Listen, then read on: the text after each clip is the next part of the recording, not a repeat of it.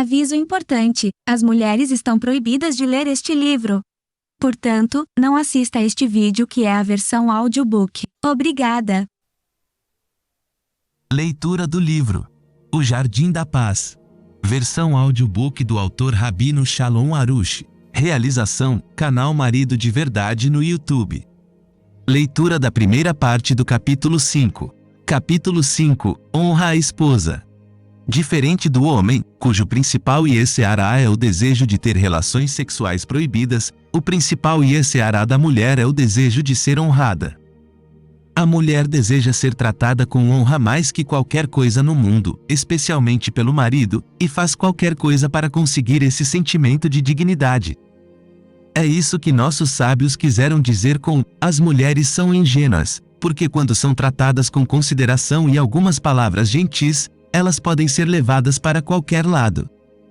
A alegria e a vitalidade de uma mulher derivam da honra que ela recebe do marido. Honra e respeito concedidos por outras pessoas não a satisfazem completamente. Se o marido, a pessoa mais importante do mundo para uma mulher, não a trata com respeito, não importam as outras coisas que ela tenha na vida, não faz diferença quantas pessoas gostem dela e a respeitem, ela será infeliz. A esposa precisa de honra e atenção como precisa de ar para respirar. O marido pode ser prestativo, leal e trazer bastante dinheiro para casa, o que são boas características, mas se ele não dá à mulher respeito e atenção, ela se sentirá infeliz, desanimada e enfraquecida. Muitos maridos sentem que não podem elogiar a esposa porque não querem mentir, pensando que elogio nenhum é melhor um elogio falso. Como você pode dizer à sua esposa que ela é bonita se ela não é? Como você pode dizer que ela é organizada se ela não é? Esse tipo de raciocínio é um erro. Segundo os sábios, há vários elogios que um marido pode fazer, sem exagero ou bajulação. Beleza.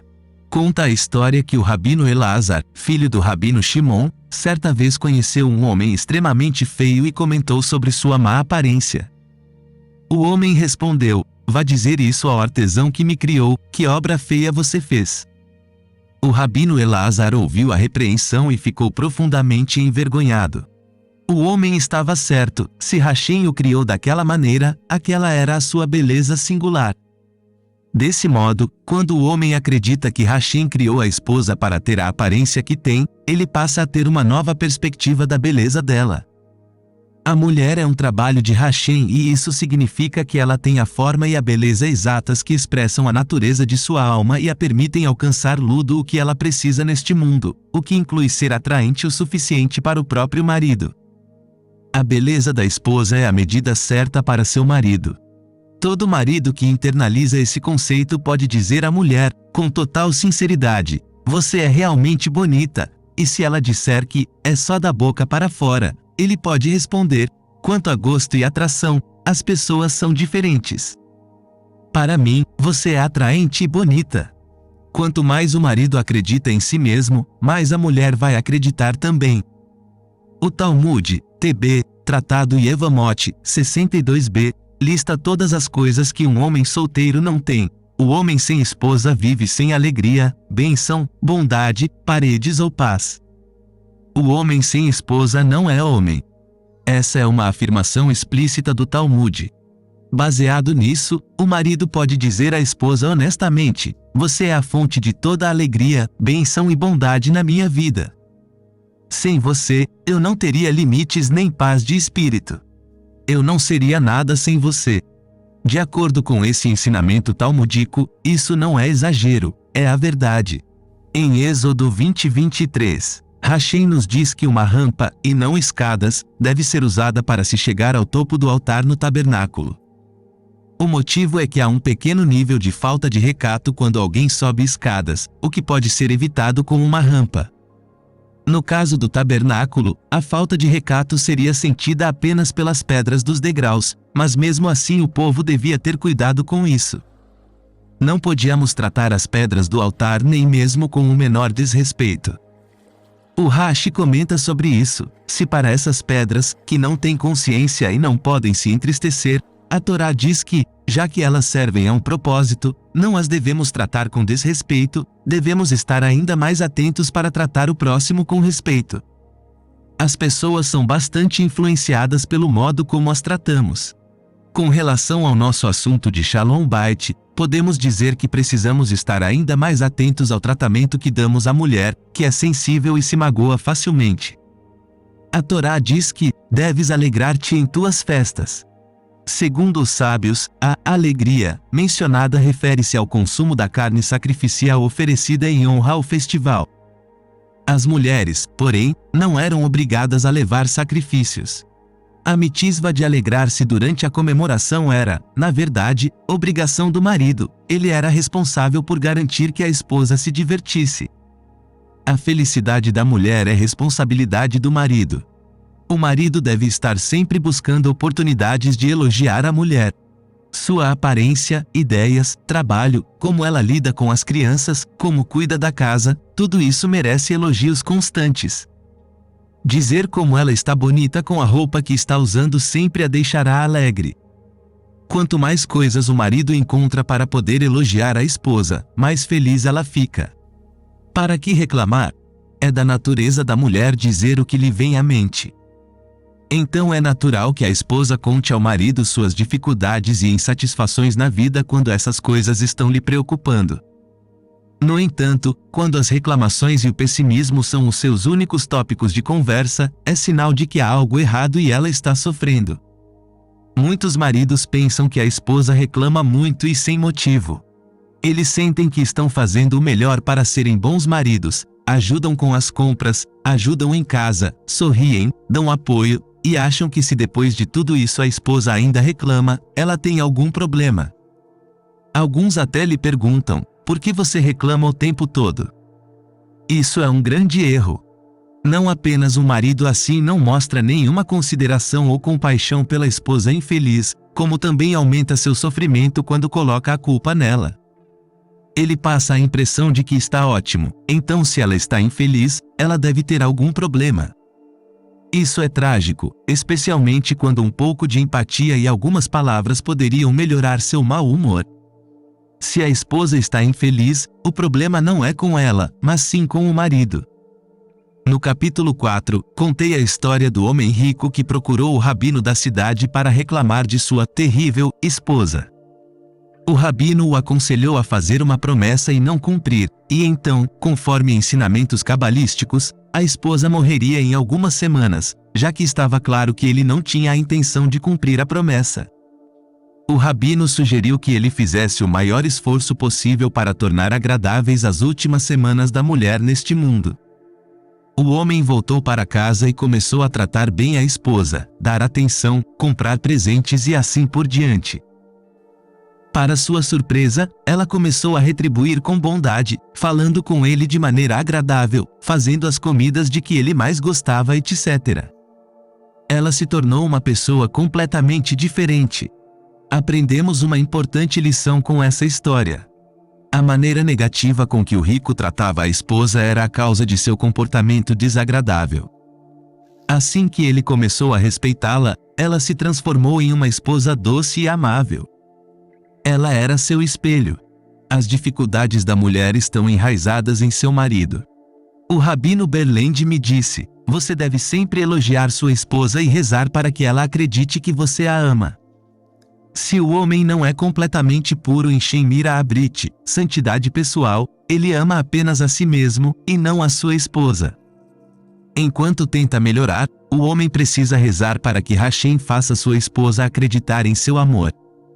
Se o marido faz comentários negativos à esposa, mesmo que aparentemente inofensivos, e não a cobre de amor, a mente dela se descontrola com pensamentos de autoperseguição e de que o marido não a ama. A esposa que sente que o marido não a ama pode acabar perdendo a cabeça com dor e sofrimento. Quando chega à conclusão de que não é amada, ela se enche de raiva, desânimo e desespero. O marido deve elogiar bastante a esposa e nunca demonstrar raiva, porque a raiva a levará diretamente à conclusão de que ele não a ama. Ele também deve rezar para que ela acredite que ele a ama e que ela interprete cada palavra e cada ação como sinais do seu amor. seja nosso governante. Isaías 3, o Zohar, Gênesis, capítulo 49, descreve claramente a obrigação de um marido honrar a esposa, dar a ela o controle absoluto da casa e dizer-lhe palavras de amor e respeito. No princípio da Torá está escrito: e ele a trouxe a Adão, que Hashem trouxe Eva a Adão. Com isso aprendemos como o pai e a mãe devem se comportar com a noiva. Pois até agora o pai e a mãe devem fazer, até o dia do casamento o pai e a mãe da noiva devem dar-lhe joias, prepará-la e levá-la à chupa, tenda sob a qual o casamento judaico é oficiado. Depois ele deve ir até ela, depois o marido deve ir até a esposa para se unir a ela. E toda a casa pertence a ela, porque a administração da casa depende dela. E ele deve pedir permissão a ela, ele deve pedir permissão para se deitar com ela. E com relação a isso explicamos o que está escrito sobre Jacob. E ele encontrou o lugar e se deitou ali. Gênesis 28, ele pediu permissão antes. Primeiro ele teve a sua permissão e só depois deitou-se com ela.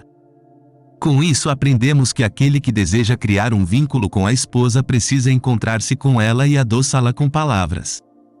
O homem deve pedir permissão e também fazer a mulher feliz com palavras. Caso contrário, ele não deve ir até ela. Se ele não faz isso, não deve deitar-se com ela. Para que seus desejos sejam unidos, sem força, que seus desejos sejam como um, sem pressão nem força. Vemos pelas palavras do Zohar que o marido que quer relações conjugais com a esposa deve primeiro elogiá-la e acalmá-la. Sem isso, ele fica proibido de deitar-se com ela. Se o homem sabe que não conseguirá elogiar a futura esposa, não deve se casar. Se ele não conseguir elogiar a mulher, nunca poderá se unir a ela legitimamente. O trecho mencionado do Zohar deixa claro que a mulher é o pilar da casa e que a casa está sob o seu controle. O Zohar diz ainda sobre esse assunto: e se encontrou no lugar, e dormiu ali porque se havia posto o sol. E tomou das pedras do lugar e as pôs à sua cabeceira e deitou-se naquele lugar. Gênesis 28:11. Aprendemos com Gênesis 28:11.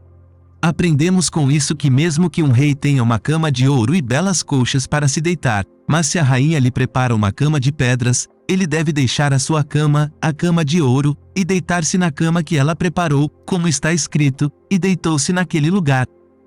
Ibid, que significa que ele se deitou em uma cama de pedras. A casa é o domínio da mulher, o marido tem de aceitar o modo como ela comanda. O rabino Hirsch Leib, de abençoada memória, contava em nome de seu rebbe, o rabino Avraham Sternhartz, de abençoada memória, que o homem deve saber que a mulher é o general da casa e o marido é apenas um soldado. Assim como um soldado tem de escutar e obedecer a cada ordem do general, sem discussão ou objeção, o marido também deve obedecer à esposa. E assim como em um exército de verdade, em que o soldado deixa seu ego na porta de entrada da base, o marido deve deixar sua posição social na porta de casa. Fora de casa, ele pode ser altamente intelectual e bem-sucedido, pode estar no comando de uma grande companhia e ser um CEO. Mas quando passa pela porta da frente de casa, ele volta a ser um soldado à espera de ordens. O Zohar continua com uma descrição dos tipos de elogios que o marido deve dizer à esposa. Veja o que está escrito aqui: e disse o homem: esta vez é osso dos meus ossos e carne da minha carne. A esta será chamada mulher, porque do homem foi tomada esta. Gênesis 2:23. Essas foram as doces palavras que Adão disse à sua esposa, para criar afeição por ela e trazê-la à sua vontade, para levá-la ao amor. Veja como são doces as palavras que Adão disse a Eva: é osso dos meus ossos e carne da minha carne. Como eu poderia desprezá-la ou abandoná-la, se a luz que brilha em você é a essência da minha essência? Ele disse isso, para mostrar a ela que eles têm um vínculo que os une e que não existe nada que possa separá-los. Depois de dizer essas palavras de amor, ele começou a elogiá-la. A esta será chamada mulher. Sua intenção era dizer que aquela era uma mulher sem igual, a honra da casa. Todas as outras mulheres comparadas a ela são como primatas, mas ela, Eva, deve ser denominada mulher, a mais perfeita de todas as criaturas, apenas ela pode ser chamada mulher. Essas são palavras de amor e carinho que Adão disse à sua esposa, como está escrito também em Provérbios, e representam os tipos de elogios que o homem deve dizer à mulher para aumentar seu sentimento de amor e afeição. Provérbios 31:29. Muitas filhas alcançaram muito, mas você ultrapassou a todas. Vemos que se o homem diz que a esposa tem méritos acima de todas as outras mulheres, ele aumenta seus sentimentos de amor e afeição. Zohar Gênesis, capítulo 49 com explicações de Matok Midvesh. Esse trecho do Zohar ensina o modo correto como o marido deve tratar a esposa. Ele deve considerar que se Adão, cuja mulher não tinha competição pelo seu amor, sentiu que era necessário elogiá-la e dizer que ela era a única para ele, que não havia ninguém como ela, hoje em dia é ainda mais necessário que o marido cubra a esposa de elogios. O homem deve elogiar a esposa o máximo possível e fazê-la sentir que é a mulher mais bonita do mundo aos seus olhos, a glória da sua casa, perfeita de todos os jeitos. Honra. Uma das cláusulas da Ketubá, contrato oficial do casamento judaico assinado pelo homem, é a obrigação de honrar a esposa. Essa é a obrigação solene do marido e não está ligada de modo algum ao comportamento da mulher. A não ser que a esposa seja infiel ou se recuse a procriar, a obrigação vigora, não importa o que ela faça. O Talmud conta sobre o rabino Shia, cuja esposa o aborrecia muito. Mesmo assim, quando encontrava algo bonito no mercado, ele comprava para ela. Seu amigo, Rebbe, lhe perguntou, mas ela não o chateia constantemente? O Rebbe Shia respondeu, é suficiente que ela eduque as crianças e me livre do pecado. O Maimônides, na seção sobre as leis do casamento, capítulo 15, lei 19, escreve, então os sábios ordenaram ao marido respeitar a esposa mais do que a si mesmo e amá-la como a si mesmo. Se ele tem dinheiro, deve presenteá-la com o melhor que pode proporcionar. Ele não pode deixá-la com medo dele, mas deve falar com ela de maneira agradável, e não negativa ou furiosa. Embora a lei seguinte seja, os sábios também ordenaram à esposa honrar seu marido, a obrigação da mulher não é equivalente à do homem. A lei judaica não exige que a mulher assine um contrato que a obrigue a honrar o marido. O respeito que a esposa tem pelo marido é consequência do respeito que ele tem por ela. Se ele cumpre todas as suas obrigações, ela automaticamente o respeitará. O Maimônides falava da circunstância ideal em que há respeito mútuo, situação comum quando o marido honra a esposa e ela retribui na mesma moeda.